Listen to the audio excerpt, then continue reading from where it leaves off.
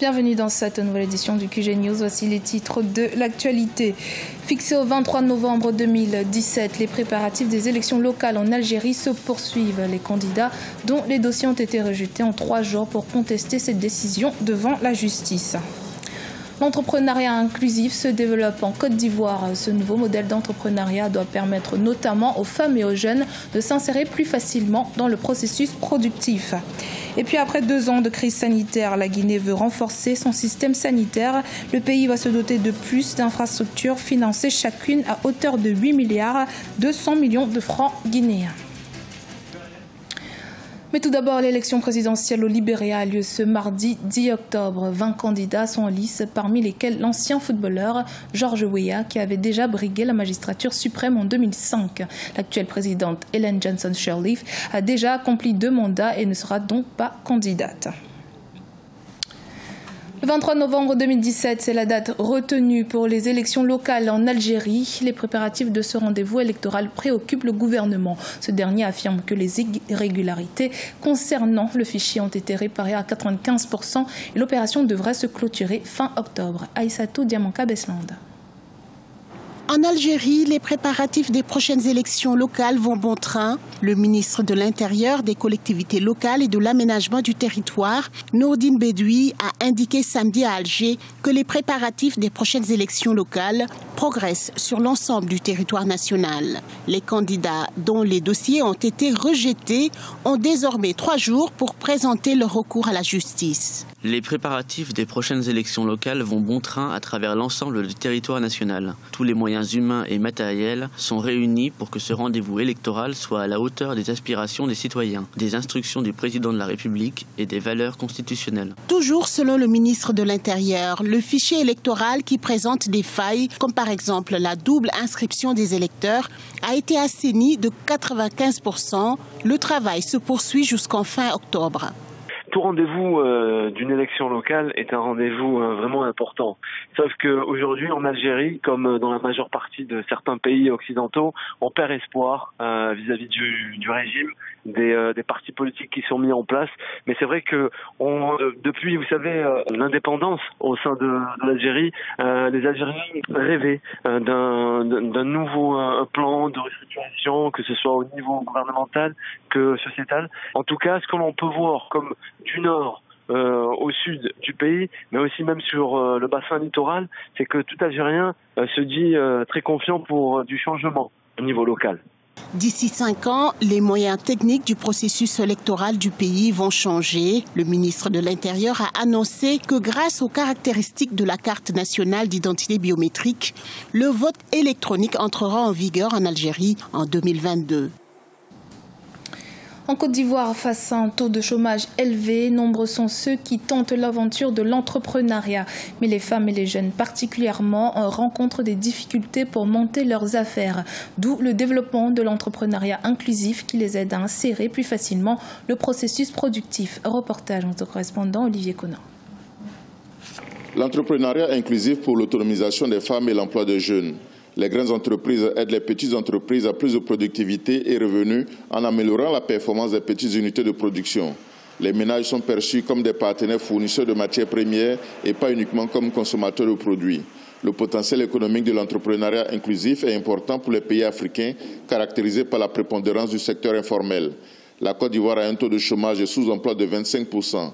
93,6% des emplois sont dans l'informel et 80% des entreprises sont des petites et moyennes entreprises. Dans des pays comme le Kenya, par exemple, où nous avons dans le secteur de la téléphonie mobile et dans les transferts d'argent près de 300 millions de dollars, que les personnes au bas niveau de l'échelle ont pu mobiliser. Nous avons des exemples en Inde par le coaching d'entreprises industrielles vis-à-vis des agriculteurs permettant plus de productivité, plus de revenus et ce qui permet à des centaines de millions de personnes de sortir de la pauvreté.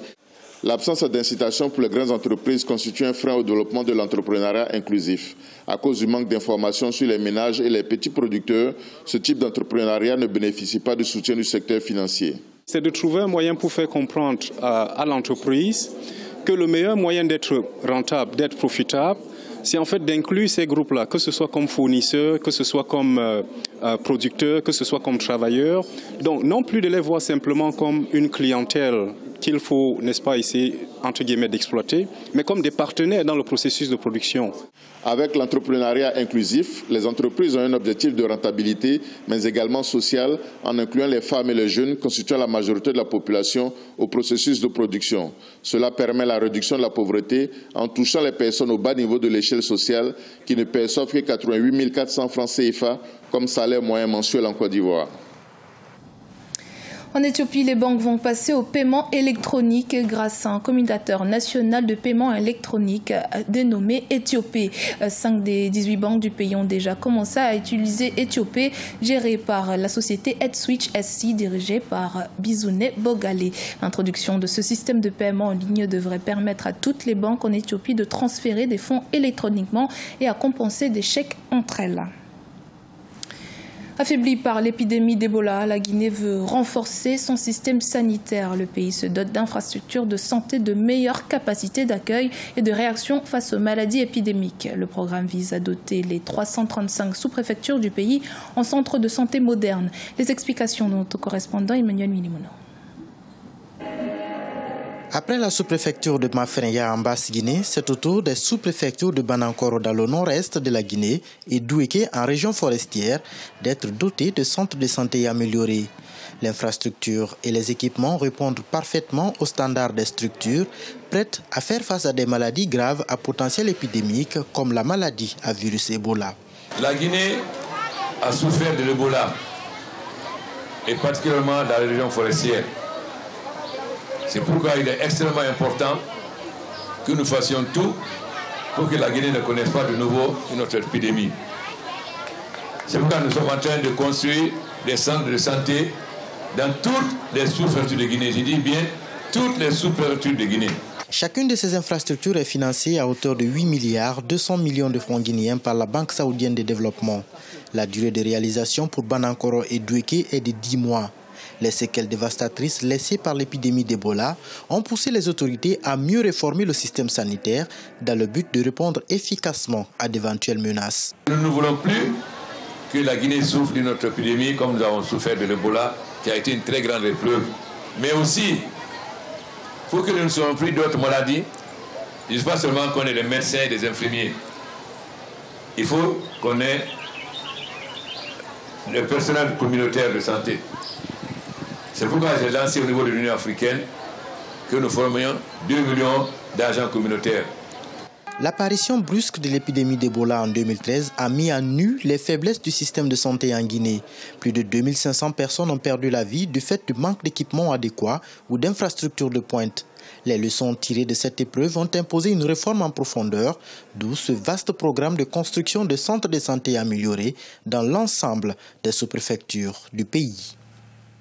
Dans l'actualité sportive, après le Nigeria, c'est l'Égypte qui obtient son ticket pour la Coupe du Monde 2018 en Russie. Les Pharaons ont tenu en échec les Léopards du Congo ce dimanche 8 octobre sur un score de 2-1 dans le groupe E. Le pays signe ainsi son retour dans cette compétition après 28 ans d'absence.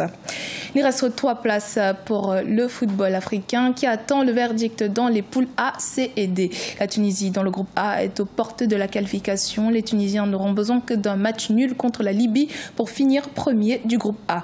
Le groupe C paraît le plus indécis avec une finale lors de la dernière journée entre la Côte d'Ivoire et le Maroc. Le 6 novembre, la Côte d'Ivoire devra battre le Maroc pour se qualifier. Pour le Sénégal, dans le groupe D, les Lions de la Teranga obtiendront leur qualification s'ils gagnent leur prochain match contre l'Afrique du Sud le 6 novembre prochain.